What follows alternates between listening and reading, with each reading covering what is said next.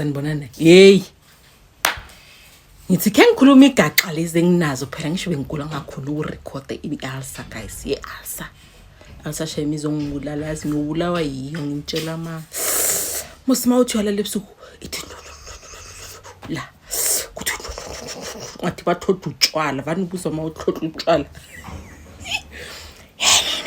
le story engisipalele indoda yes amadoda ethu ayaganga nina amadoda ethu brothers uthi awushozi kena labothatha kena labothatha and I need your help nabantu abakufollowisha ukuthi bang advice because ngibona hore ko di comment section batho bafa batho di advice brothers uthi okay awushozi mina ngishade umuntu from around my area la ngikhulele khona ngashada and ngishade ngisesemncane kulo bona uthi umubereka uli excited uthenga your first car and then imali iba enough and then you are like emakethe musadi uthatha le girlfriend ekhona empilweni yakho ngaleso sikhathi and then you are shada because of like the excitement yayibona ila uri kuyabereka can afford ngishade vele umfazi ekithi vele babe proud sokuthi intombazana vele umama wakhe nomama baya ku society A1 ba ku Stokvel C1 kuyiwe sontweni li1 nayibona ngisilele chakalaka leyo ngikhuluma ngayo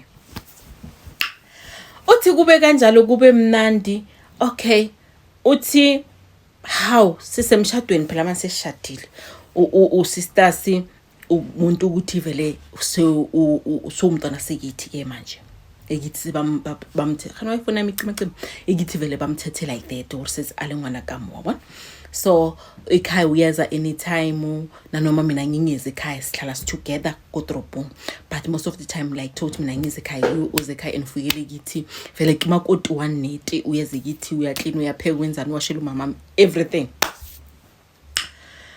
uthi girl since ke munyala ne ngo 2009 nangizwa since ke munyala 2009 girl the only qualification the only thing anayo girl a matric certificate ke matric certificate with all these years I was like babe ira something kabophilo ba how bona ngakubhadalela any course you want in stuff like that girl mantomazana la arenge nna ke tlo supporta ke monna waka mukoni o tlo support cause now married I don't need to work uthile type usho brothers uthile type enjalo uthi from 2009 okay mina ngifundile ngazele college ngahlanganisa i-course enyane ile ngitholisa umsebenzi uthi okay kuwo lo mzizu ngikusebenza ngabe sengenza distance learning phela sengifuna upgrade phela bana kamonhle kamoba upgrade amaphela ubona so mina I was like baby yenza something ngizokubhadalela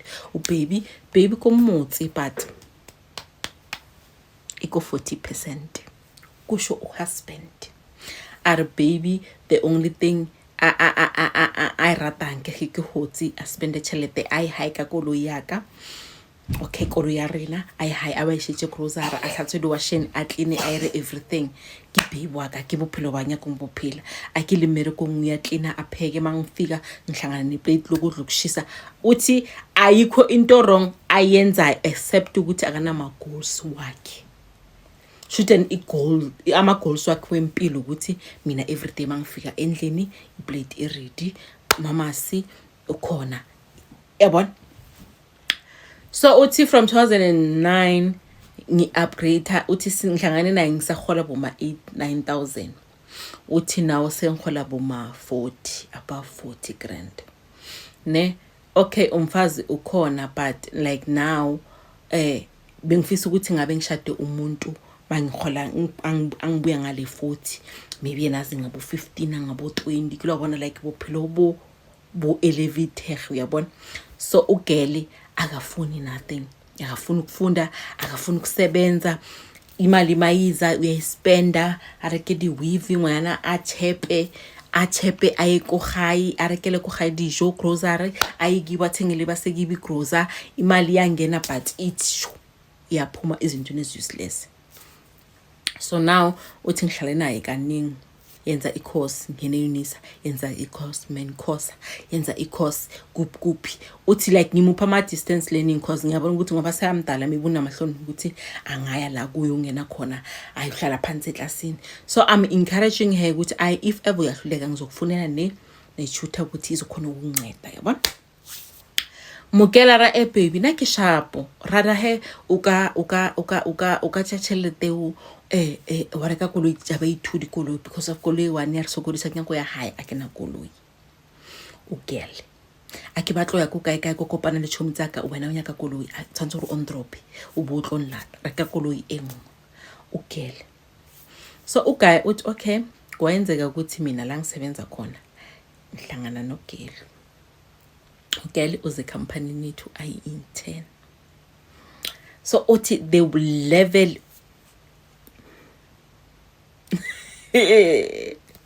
madotethu uthi basho uguy uthi the lady the way ambitious ngakhona ni uthi useta ama goals wakhe like anything ayenza uyayiplanner at end uyawa achieve one by one and say babe I want to do this, I want to do this, I want to do things like that.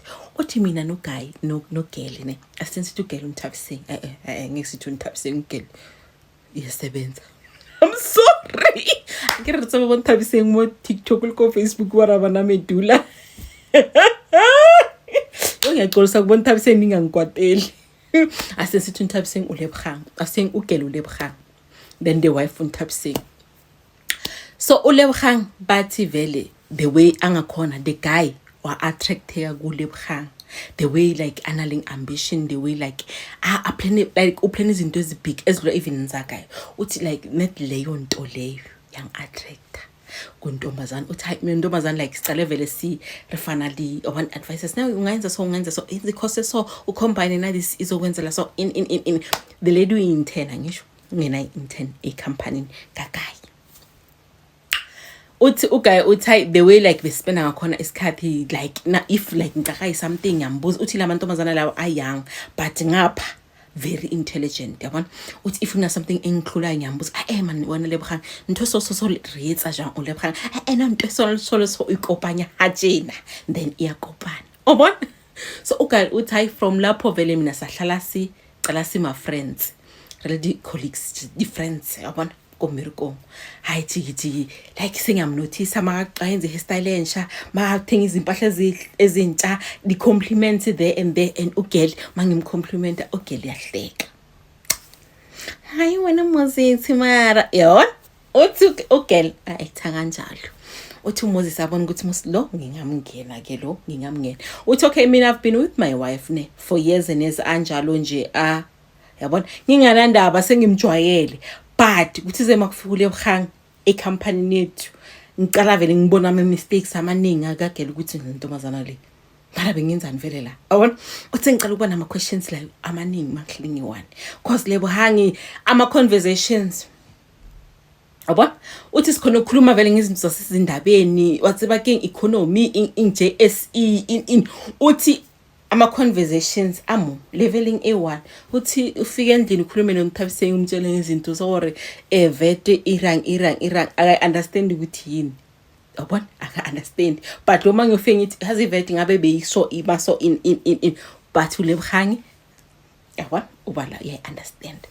So uguy uthi vele ngaba attracted kanjalo uthi one day bese ku meeting mina naye ne this other person wahamba early cause bekane issue umntwana ekhaya sasala si2 uthi ngamtshela ugele ukuthi you know what lebohang since uqile mu company nge like every morning mangivuka ekseni you are the reason engijahela ukuthi ngaladeli ngizokubona la neoffice uMoses uthi Nthase hayi wena Moses usho jena kanti next uyathanda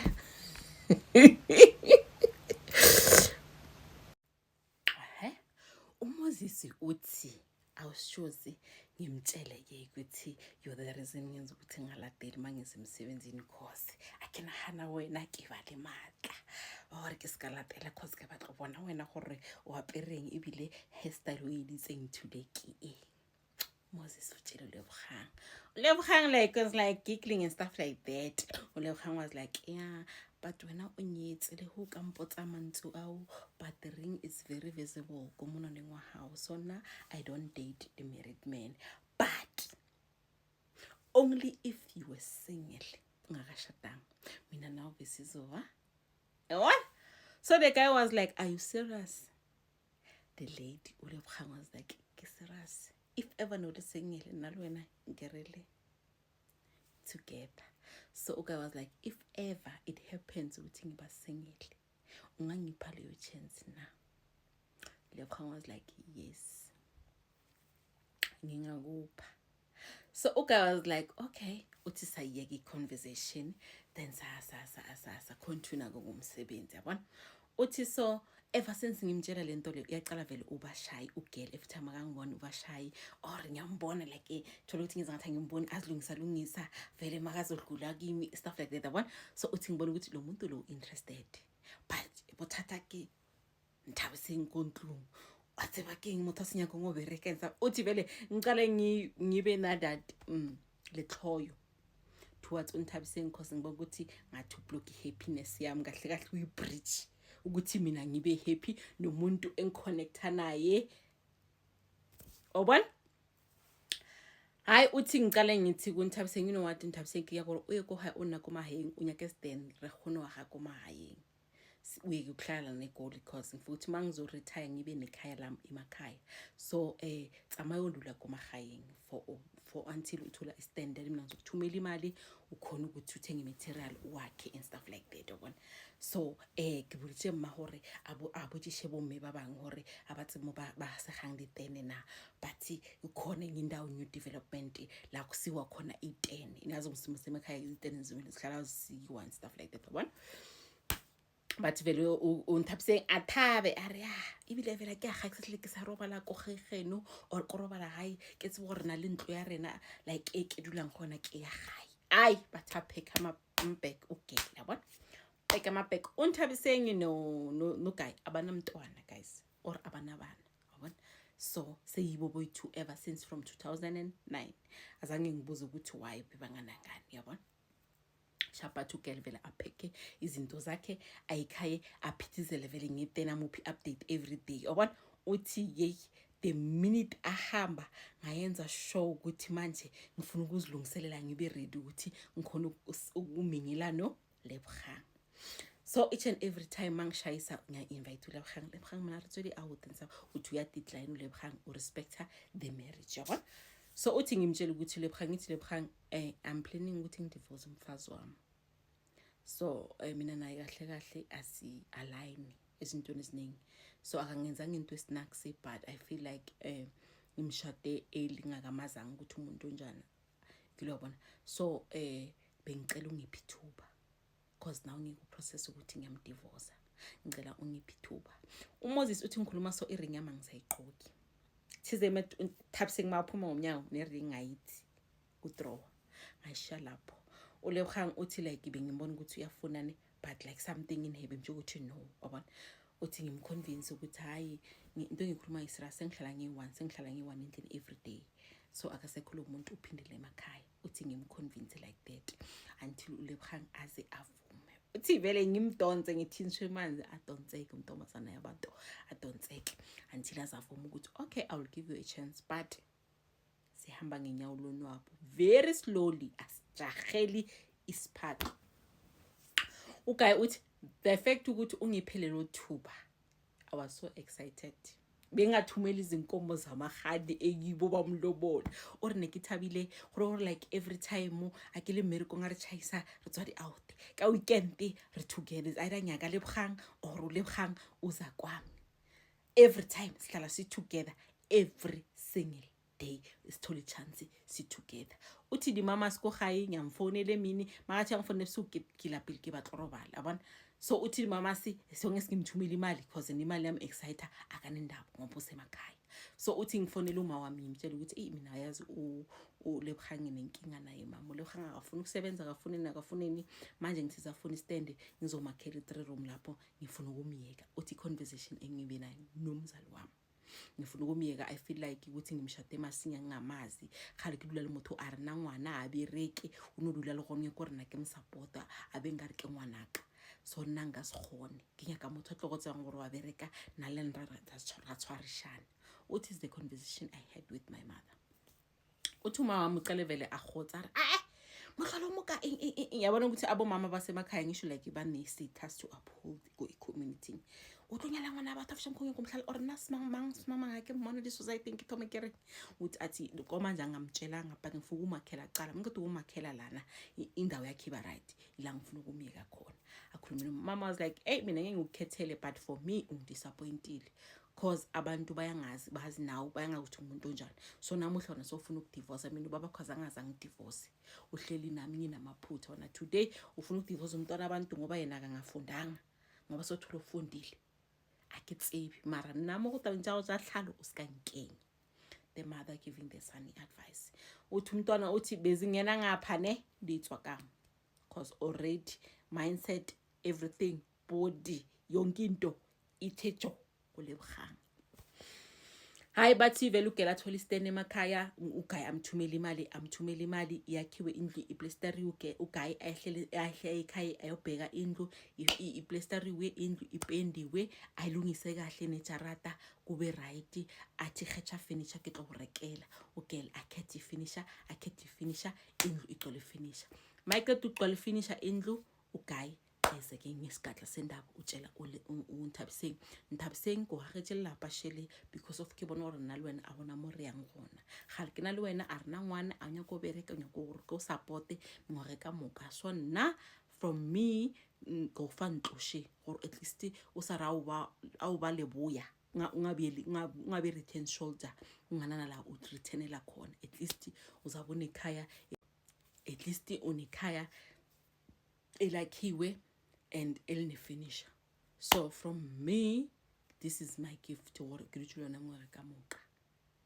So now my divorce papers ungakhipha everything else I don't mind but nna ke ntwe ke gopelang go ena ke tlhalo gore nlokolle but atshele ntha o tentsa bseng ba tshwa khale a busy family meeting go bo itlhakatlhakano kwenziwe yonke into bathi bafundisi counseling everything but two brothers was like and I katlhala are phele I direction yam lebkhang but family vele gibo Nthabiseng bathi imtshela Nthabiseng uthi you know what if athaka sakufuna azange akushaye akakushaye so nokuthlalana ngenkandlo ugcina so yakushaya mkhululi ayibathi assign vele uNthabiseng ama divorce papers athole indlu athole ne finisher. Hayi ibe kanjalo indaba yake ngoba sokuhlukana kwabo uthi ayivele ngibe free uthi some of the things bezise goal zakhe vele everything nezinto azithengile zedeco and stuff like that uthi ngazibhaka ngazifaka eloreni zonke zayikhaya ngaso ukuthi I want to start over without the input yakhe ngabona into yakhe uthi ngaze ngamove lebe ngihlala khona ngahamba kohlala kwenye area because uNthabiseng futhi uLebkhang abe comfortable magazi endaweni nami angabe ukuthi uze endaweni kaNthabiseng wangikutla awusijosi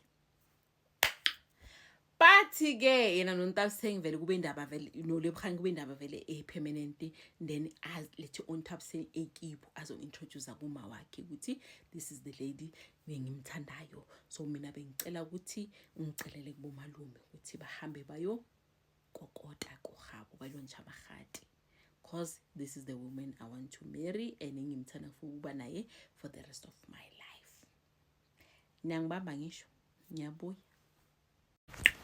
uMoses uthi awusijozi within 2 years sikisemahadi vele short white bedding vele uthi impilo yami vele ibe complete mina nogel vele sithenge indlu kuri estates ore bophelo mano bohlakana no 1+1 is 2 kilobona ore bophelo bo mnate the vacation kai ore bophelo bo mnate yabona uthi my ex-wife le makhaya ngisho ngimakhele umusi uthi mama ngitshela the other day athi ngibona umfazi wakho wena umfazi wakho ukhulelwe and ukari onyitswe hapa yabona uthi ngizibuza ukuthi lo muntu lihlena isikhathi eside zangabe ningane manje soningane yimi inkinga ngalangane okanjani yabona uthi ngikhulume ke noLebkhang ngoba sengishadile and sesenzile body vacation and stuff like that I think it's time ukuthi beningane.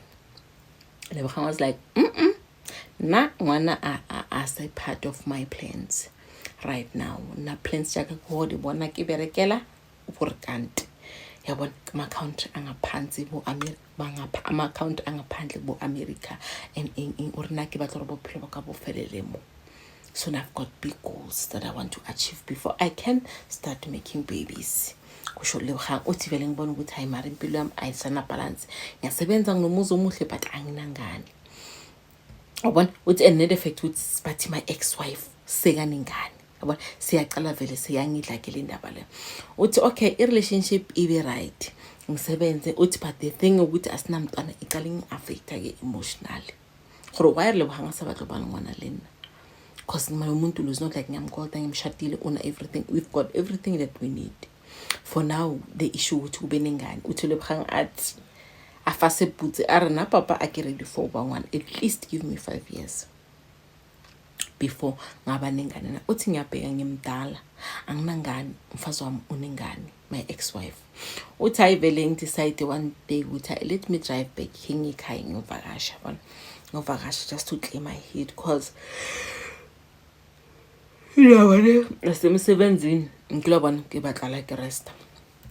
Yo guys ngiphethe buthongo bathi vele uguy uthi ngemakhaya, uthi amangemakhaya how uthi yasazi mos emakhaya ukuthi sishana mawufikile everyone ukhuluma ngawo ukuthi isibani banokhona in isibani banokhona bona. Uthi indaba vele ifike to my ex-wife ukuthi ngikhona around ngizikhaya. Hayi uthi ex-wife eze ekhaya direct nengane ayitetile ngitafike azobulisa athi basho bayadlula azobulisa uma cause no mamami akamenzanga nekusuthi vele mangifika vele umuntu or awushozi yakilo bona like ube nomuntu onhlukane maretini bona nokube ngathini benithathandana nokuthi beni ku break you want her back stuff like that. Uthi mangimbona like ama feelings abe nginawo akudala lawa angawakhipha engqondweni. Uthi abuyi uthi mangimbona umuntu onengane yazi ushintshile umama like caring obulela ka voice ela hore ke motswadi. Ona uthi hayi bengithi ngizobulisa umama ngizobathi ukhona nawe ngithi ngizobulisa phela mina nawe sahlukana doesn't mean ukuthi siyalo. And by the way nginengane na ingane yami and I'm married to Smangmang. Uthi the guy ashadana naye ngiyamazi. Uthi hayi ngimbongisa uthi inhliziyo yami from lapho vele ibibhlungu yabona. Uthi bangiphindele eGauteng ke re Lebogang ke batla ngwana and I'm very serious ke batla ngwana. Lebogang was like na ngwana papa asimenyana man bo ma 5 years ke tofa ngwana yabona. Uthi Lebogang kube indaba ukuthi Lebogang se umuntu vele uhlala semsebenzini uthi angifendlini ikhaya li empty kuyabanda akuna kudla kuwo ahona hore ke tla kry bang I need ba yele empeteng uthi as endlini kuyabanda. Ngiqale ke sengikhumbula the ex-wife uthi one day ngimfonele hore jwang bikiri ko check hore ngwana o jwang. Ngifonela the ex-wife uthi ex-wife vele abe welcoming sicoce vele sikhumza indaba zakudala stuff like that. Kulobona uthi ngifeel ukuthi man I think I made a mistake ngokuhlukana nomfazi wami. So now I feel like ngathi ngimfuna back lo muntu lona bengize ukuthi mina sizoba ne future lo muntu lona kahle u career driving akana sikhathi sa di lavi davi ukuthi ngivuse ekseni sinkwa se toast namaqanda akana sikhathi. Ngizithola lezo ngizenzela i-helper not ukuthi zizobuya from my wife. And mina bengicabanga ukuthi umfazi wami uzongiphekela motoko kwamabele like on a Saturday morning kubanda uzismell sigcwele indlu yonke ukuthi the wife uphekele umtapa.